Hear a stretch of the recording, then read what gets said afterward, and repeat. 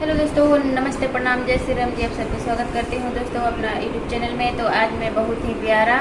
छठी मैया का गीत लेकर आई हूँ। आप लोग जरूर सुनिएगा, अच्छा लगेगा तो छोटा सा प्यारा सा कमेंट करिएगा। शुरू से लेकर अंत तक सुनिएगा तो आप लोग बने रहिएगा। चलिए मैं सुनाने जा रही हूँ।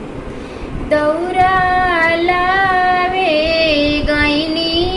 दीनानाथ डोमावा के दुकान, अरे सुपवालावे गईनी दीनानाथ डोमावा के दुकान, अरे डोमावा के लइकवाए दीनानाथ दीह ले हो भागाय, अरे डोमावा के लइकवाए दीनानाथ दीह ले हो भागाय, अरे लइकाया दीताए माल सुनी हमारो होयार, अरे डोमावा के लइकवाया दीता मल दीह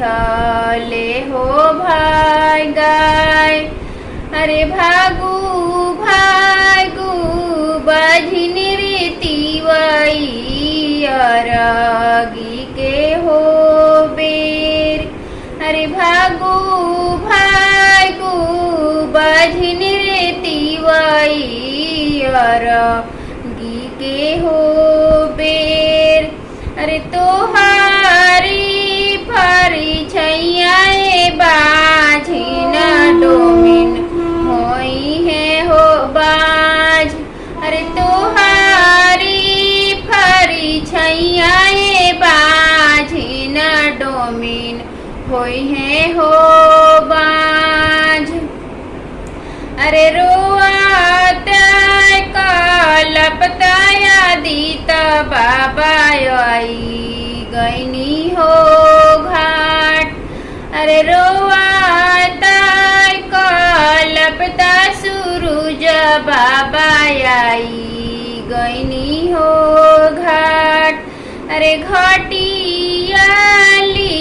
पताए सूरज बाबा हाथा वाहो दुखाय, अरे घटियाली पताया दीता मला हाथा वाहो दुखाय, अरे तबना छुड़वलू छठिया मैया बाझिनिया के हो नाम, अरे तबना छोड़वनी सूरज बाबा बाझिनिया के हो नाम, अरे तबना